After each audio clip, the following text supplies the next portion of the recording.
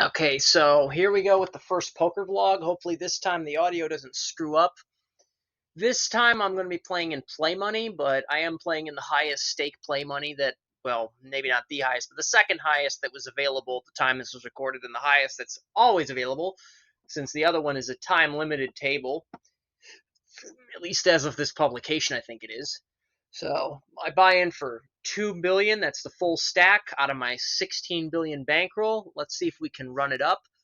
And just to give you an idea of some of the players we're going to be playing against, here we have a guy raising three bigs with pocket jacks, which I don't have a problem with, but when he gets two callers, hey, let's just bet the flop. I'm sure no one has the ace, right?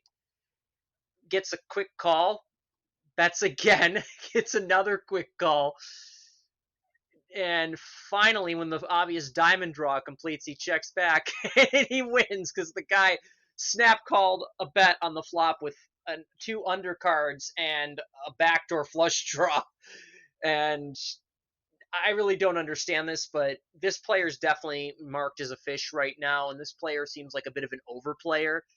So definitely important to keep in mind going forward, especially since I am going to get involved in with hands against the loose passive player right there who limps. Here this guy goes again. I limp with 8-6. Probably a bit loose, but I like to see flops, and I feel like raising at play money stakes is a little bit ambitious because you never get folds. And I mean, these hands do play well multi-way too, so it's not like I really hate going multi-way to a flop with 8-6. Probably would not be advising that at cash games or games where people are aggressive, but I think you can get away with it at like passive play money tables. But this guy raises 5x. I expect more than one of these people to call behind, so I make the call, getting a good price with a hand that can flop, that plays well multi-way, as I said.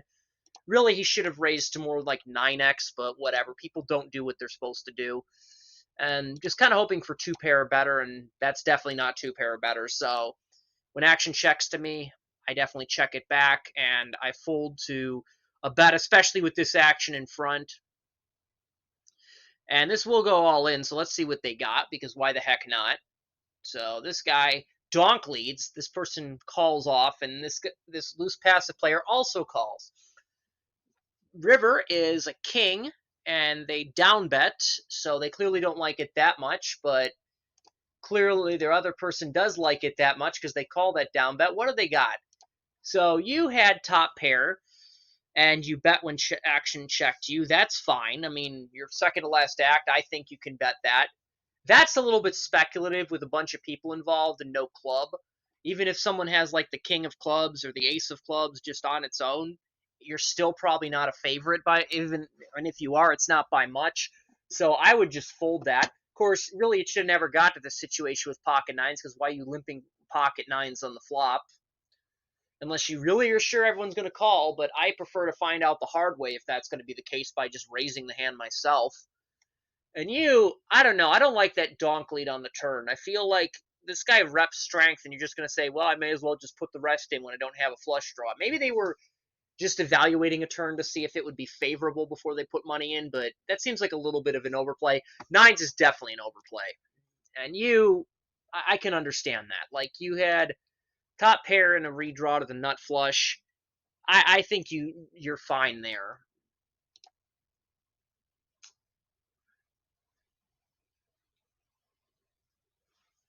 So, so now we get a 5x open from this player on the button with a limp before. I think that's pretty fine.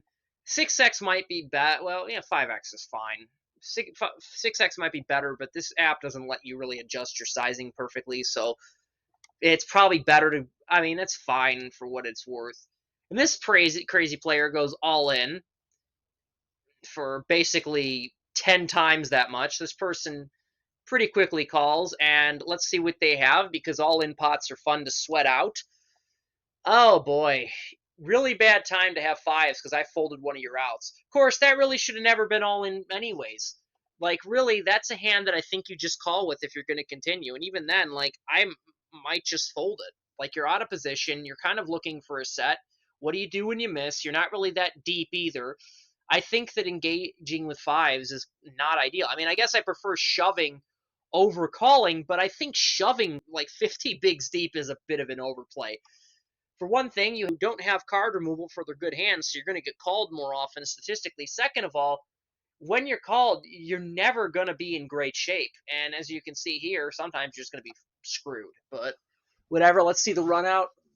Can they hit the miracle one outer? No, they cannot. And I show the 5 just to say, yeah, you probably weren't going to hit that.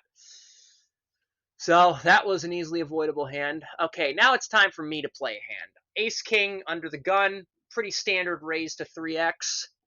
Loose passive player calls, and this person with the queens from last hand calls as well on the big blind, getting a good price. I can understand it. Not a great flop. If this was heads up or against tighter players, I could consider betting. But this player is never going to fold 2 pair here, even if they have like deuces. So I just elect to check back and say, okay, fine, this was not a great flop. I don't expect this player to fold. I'm just going to see a free turn card and hope it improves me. Check again. Also check again. And this person bets 30. I kind of think, given the down bet sizing, that they probably don't have a 10 here. So when this person calls behind, I do elect to stick around, basically just hoping to improve here. I'm not calling because I actually think I'm ahead. I think I'm just getting good odds to improve. In the river, nope, of course not. What are you going to do, though? Obviously, check it back. I was hoping to improve. I didn't. And yeah, this person again shows that they're kind of loose passive because I don't know many good players that call raises with Jack 4 offsuit. Unless it's maybe heads up or 3-handed and you're in the blind, or it's a min raise. But you're on the button. That's just an easy fold versus an under the gun open, versus any open. Okay, so now I have ace-6 a few hands later, trying to make something work. I decide to attack to 5x. This player again calls. They really just love calling, don't they? And this person calls again. Maybe I could have sized up a little bit, but whatever. I have position. And I also have no piece of this board. So when action checks to me, I wave the white flag and I say, okay, let's see if we can improve on the turn.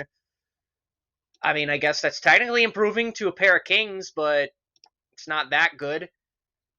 This guy bets. I don't know, man. It's too easy for me to be drawing to an ace or nothing at all here, so I think I just quickly make the fold. I could definitely have hands like pocket nines in range where I need an ace and I'm not getting good price to hit one, if I'm even live.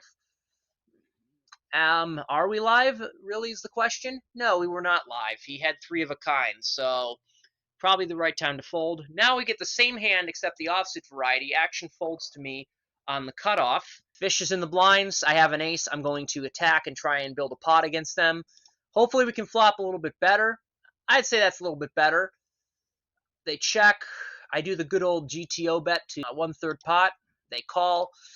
This is a spot where I definitely think I could go for 3 streets of value against a specific player. As a default, I probably would check on the flop or turn against most players, but this guy has shown that they're capable of calling with second pairs and way worse, so if there's anyone you could go for 3 streets of value again, I think it's them, but you're going to be disappointed what happens next. They just open fold the turn. That's kind of frustrating. I mean, at least I win, but it's kind of frustrating when you get your hand and then they're just like, yeah, I'm going to fold. Okay. That sucks. Okay, so now we have another big hand developing. This guy in the big blind, who we're going to play some pots against in the near future, raises 5x. This person calls. Flop is monotone. They check and call the 3rd pot size bet. Then they check again, and the person bets about a 3rd pot, and now they go for the good old check min raise. Now right here, this looks really strong to me. At least it should be pretty strong, but you'll find out it's not that strong. But this guy fearlessly sticks in 60 more. And the river, this next hand, we get a new player at the table in the big blind to raise 5x. The loose passive player calls. Big shock there, right? Flop is monotone. They check it over to them and call a 3rd pot size bet. Turn is a jack. Really doesn't change too much, I don't think. They check again. This person again bets 1/3 pot. Now they go for the good old check min raise. And this person calls. This looks really strong to me, although I'm thinking it looks more like a flop flush because I think a hand like ace, king, aces, any sets probably would be check raising the flop in that situation or just betting out because you don't want to see a turn card come out that's unfavorable.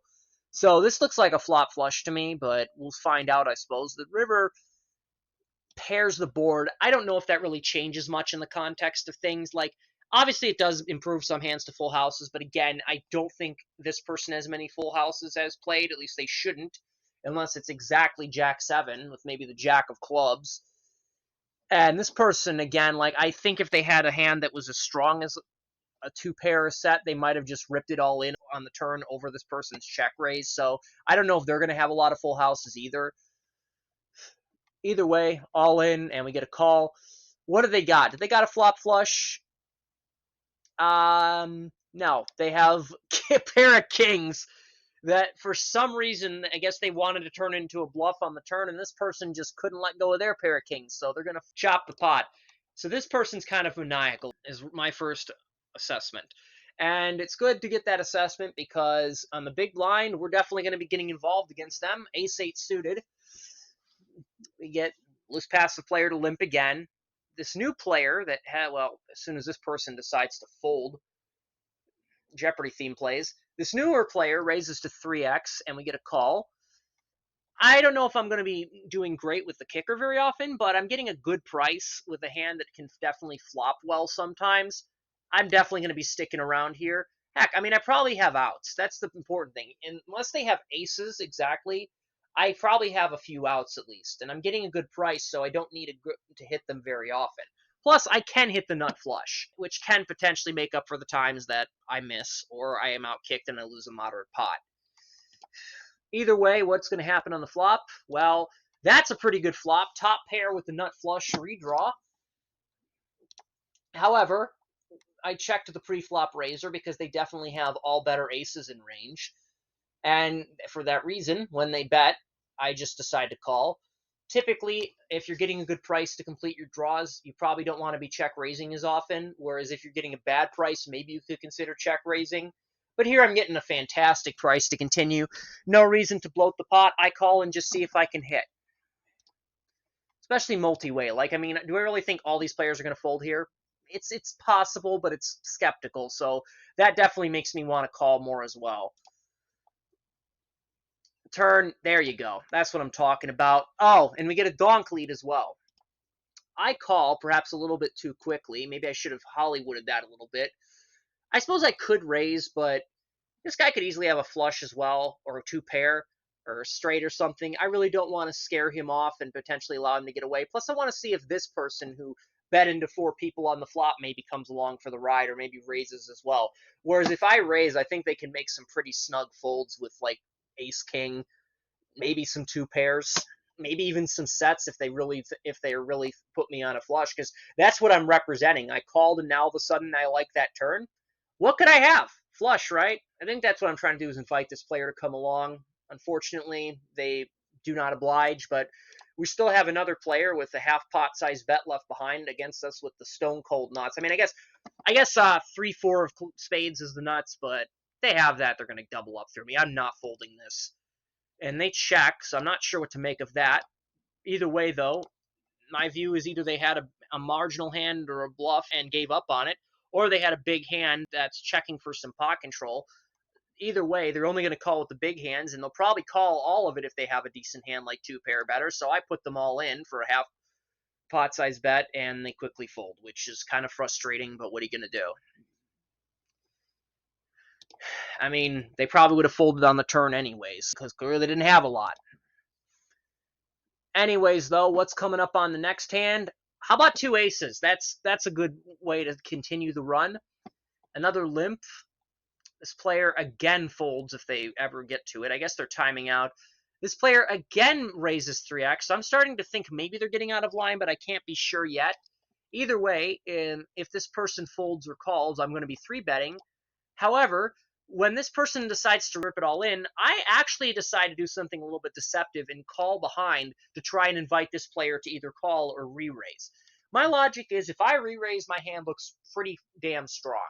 And this player is not going to continue with a lot of hands unless it's like, queens plus maybe. Maybe jacks plus. But those hands could potentially re-raise if I just call. And they maybe can make some folds with hands like ace queens, ace jack, which I'd love to stick around because they're doing awful against me. And you might say this is a little bit iffy, but I don't think many of these people are going to call very often. And obviously this guy does, but really, they shouldn't be calling like hardly ever. And if they do have a hand that's strong enough to call, they're making a mistake by not raising it. And if they don't, then they're making a mistake by continuing in the first place here. So either way, I think they're making a mistake. And the pot's going to be a bit more shallow too, so it's a little bit easier to play when you have shallow stacks with overpairs. At this point, when this guy calls behind, I'm kind of pot committed against both of them because, like, what's in the pot? 668 million, and they have 1.5 billion behind. The SPR is way less than 3. Even if this guy had folded, it would still be a little bit more than 3. In that situation, I'm probably not looking to fold over pairs except on maybe awful, awful boards or with awful, awful action. Like, let's just say the flop is Jack 10-9. I check. Oh, I'm all in. I'm all in over the top. Okay, you could fold an overpair in that situation because you don't have any outs and you could easily be beat drawing dead. However, that's a very specific situation, and this flop is not one that I'm going to be backing down on. So I bet to half pot to try and invite a King X hand to play a big pot with me. This person obviously doesn't have one, but this person quickly calls. Quick call is a good sign as well. If they had a hand that actually had me beat like pocket fours, pocket sixes, or kings that for some reason did not raise, as unlikely as that seems, I think they would at least contemplate raising. They might end up calling to slow play, but I think they would at least contemplate raising here. When they just call, that probably means that my aces are way good here. Not that I'm going to be giving up even if I suspect something here. Turn is a 5, puts a 3-liner out there, but I'm not really worried about that. So I continue my story, build the pot, 3/4 pot size bet, trying to just get stacks in by the river against a king. They say, you know what, let's do it on the turn, and obviously I'm not going to bet that much and then fold to 200 million more. What they got? Well, they got exactly what I was hoping they'd have, which is a king. This person has nothing of note except a gut shot straight draw. I'm a 78% favorite to win and an 89% favorite to at least get something. If this person hits their straight, but they don't improve, I'll still win the massive side pot. But doesn't even come to that. Aces are going to hold all the way. I'll take all your chips, guys. Slow playing aces definitely can have value in certain situations. But again, only because it was shallow stacked. If this guy had raised and this person called, I'm definitely 3-betting because I don't want to invite the rest of the table to come along. So now we got another hand, standard open on the cutoff with queen jack off suit. When action folds to me, the fishy player calls. And this is where things get weird. The flop's not good for me, and they decide to donk out for pot. I think it's a pretty clear-cut fold. So you might be saying, why am I including this hand? Well, watch what they end up showing here. Pocket sixes for the flopped full house. Do not do this. If you have a hand like this, do not donk lead pot here. This is just like the only hands that are going to call you over pairs that probably would bet anyways because they wouldn't put you on a hand that strong. Like if you have pocket sevens even. Are someone really going to think you have pocket sixes or ace 4 there very often? Or are they going to bet their sevens for protection?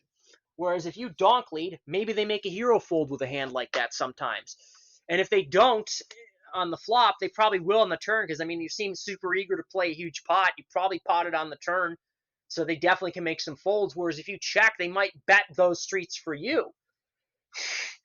They might even bet all 3 streets in some cases if they have overpairs, and then you can go for the check raise and put them to the test. Whereas now, like, you maybe allow me to get the hero fold. And obviously, if I do have something like this that has nothing, well, you want me to catch up a little bit, right? Maybe I could get in a little bit of trouble if a queen or jack hits. Not too much. I don't think I go broke, but I might lose a moderate pot, whereas now you just let me off the hook. You don't want to be doing this, folks. Slow play. Anyways, now we have another very small raise. Basically, everyone calls up to me on the big blind. And obviously, for that price, there's no way I'm folding a suited connector. Hoping to hit a decent flop. That's mediocre, but I checked with the pre-flop raiser. And now we have a donk lead of fifth pot. I don't know what to make of this. I'm not really super comfortable here. However, I'm getting a good price. So even though all these people call in front, I call just to see what the turn brings. I guess hoping that they slow down a little bit or I improve. That, I guess, is technically improving, though it's not in a way that's going to help me beat anything I was losing to. And they continue their story by betting really small. And this person, when they fold, I end up making the fold as well. Their sizing seems like they're just trying to milk me. Maybe they're just afraid of being behind, but it also seems like maybe they're trying to milk me with like pocket sixes. And even if they are afraid of being behind, it doesn't necessarily mean I'm ahead. Maybe they have like ace eight and they're a little bit worried when all these people call and they just want to get to a showdown cheap. Doesn't mean I'm beating ace eight, obviously. So I end up just making the fold. I don't like when they bet into multiple people twice. I think it's completely fine to make a fold there for the marginal kicker. This hand. Okay, so remember how that person limped with pocket nines before? Yeah, we're definitely not going to be doing that with this hand this time. So when action folds to me except the loose passive player, I decide to bump it up to 5x. And wow, we get a call, we get another call, and we get another call. And interesting enough, the only player I really thought would call me folds. So kind of the opposite of what I was hoping and expecting, but whatever. Maybe we can flop well. I mean, that's mediocre, I guess. I could definitely bet that if checked to, because I probably have the best hand with an overpair more often than not. And if I get check raised for a big pot, I am capable of folding, unless I really think my opponent's getting out of line. So this person tank checks, and then this person snap bets pot. I don't like this at all. The snap bet pot, retrospectively, could be some sort of bluff. But at the same time, what kind of bluffs can they have when I block 2 outs to the most obvious straight draw? They really going to do this with a 5, a 10? That's a little bit ambitious, multi-way. Plus, they are betting multi-way. Like, they definitely could be betting with pocket 8s, pocket 7s, pocket 6s to protect their hand.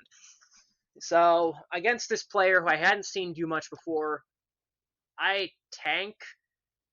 I think I even use a time bank thing, but I end up making the fold because I think it's just too easy to either be behind or, just in bad shape, even if I'm not.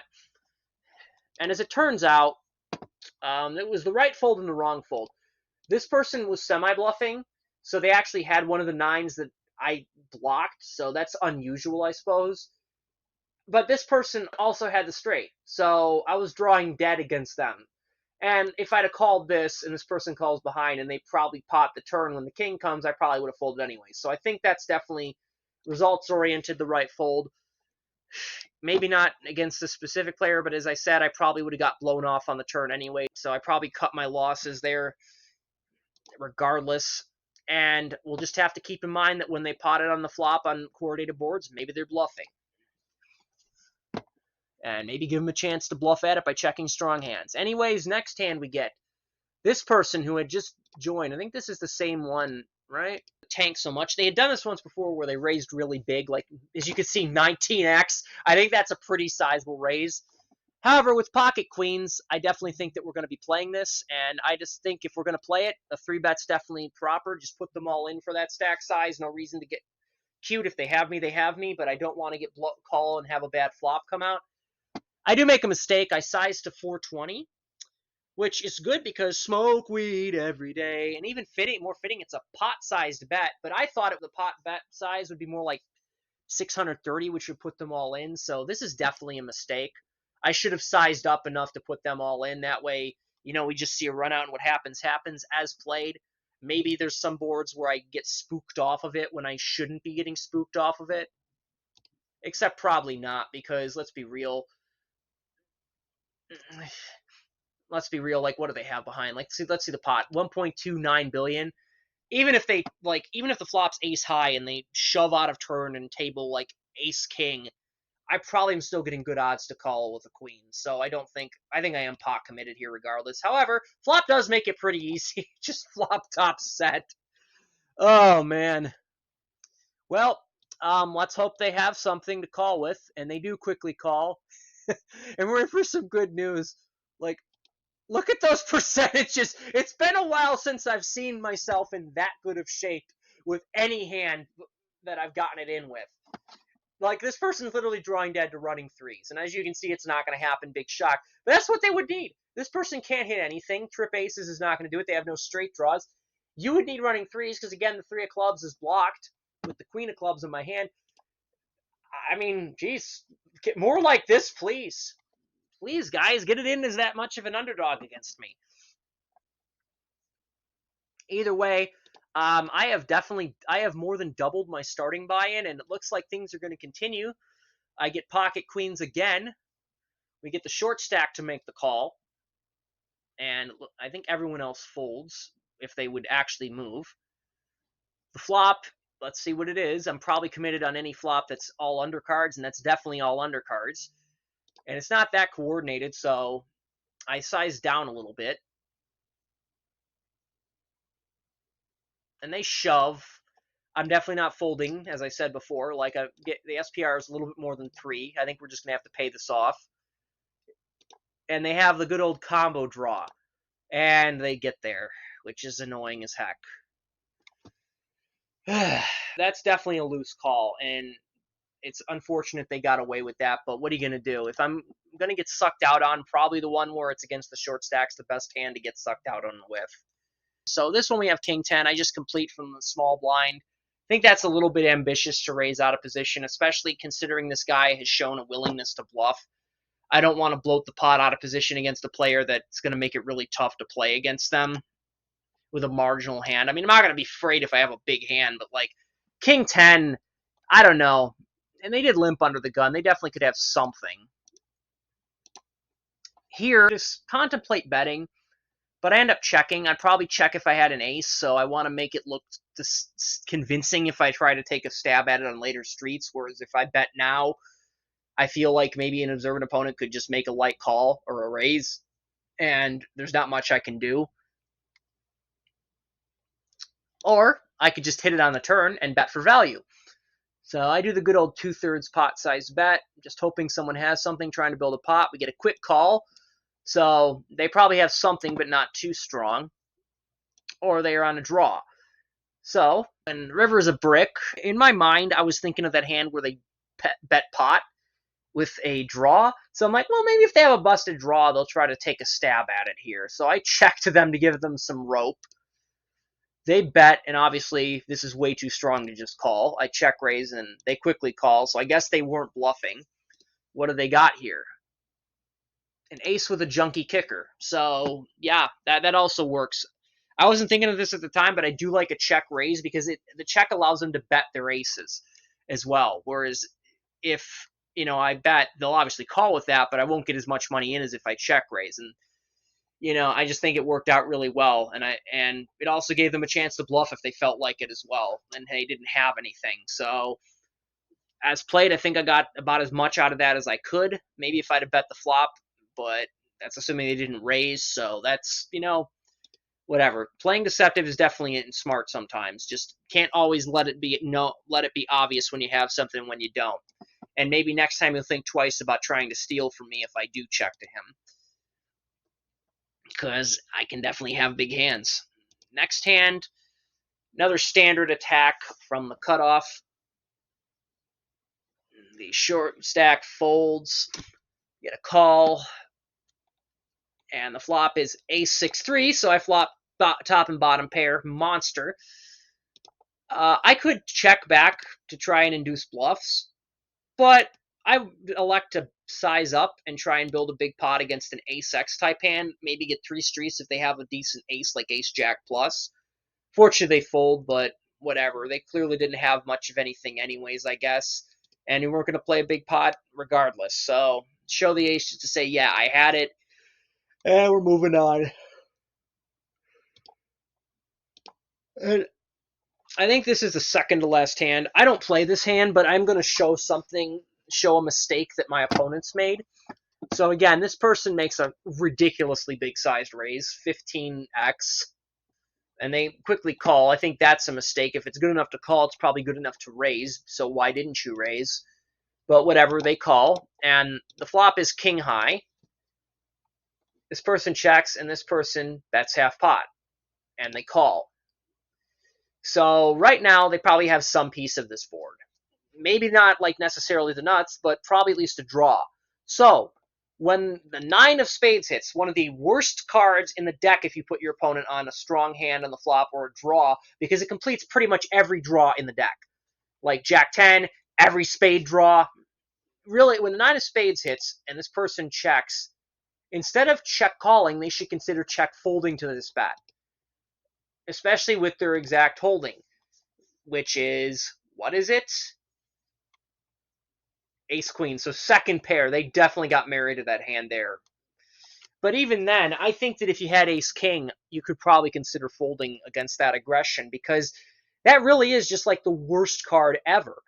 You know, as it stands, they had a good hand on the flop and it didn't really change much. But even if they were semi-bluffing, that, like, literally, what do you beat when they barrel twice here and that really scary card comes out? It doesn't seem to phase them. What do you beat there with one pair? You just got to think about it. Unless your opponent's a maniac, you're never in great shape. You're never going to be ahead. And you might even be drawing dang near dead. Like, what if they had the ace, queen of spades? You're drawing dead. What if they had, like, ace deuce or something? Or, you know, ace jack. And they had a combo draw. And now they have the nut flush. You're drawing dead. You don't want to be putting yourself in a situation where you're going to be drawing dead a fair chunk of the time. As it stands, you're drawing thin because you need an ace that's not the ace of spades. So there's only 2 aces left.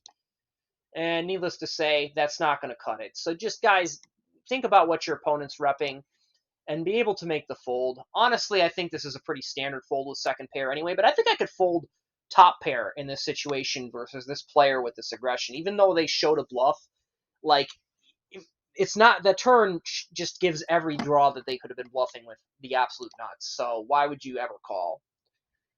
And we finally have one more hand of note. Of course, it's 6-9. But no, I completed the blind and action checked to the river where I hit 2 pair. And we obviously are going to be betting that. I bet half pot and we get a call. I think that's a good sign, right? If they had a better hand, they wouldn't just call, because it's not like they're going to show up with that, except they did, and they just called. Don't just call here. This is a mandatory raise. It is the third nuts, but I think if I had a hand that beat you, you would have heard about it on the turn, because I'm not going to just check. I'm not going to check 10-7 or queen 10 on the turn when action checks around.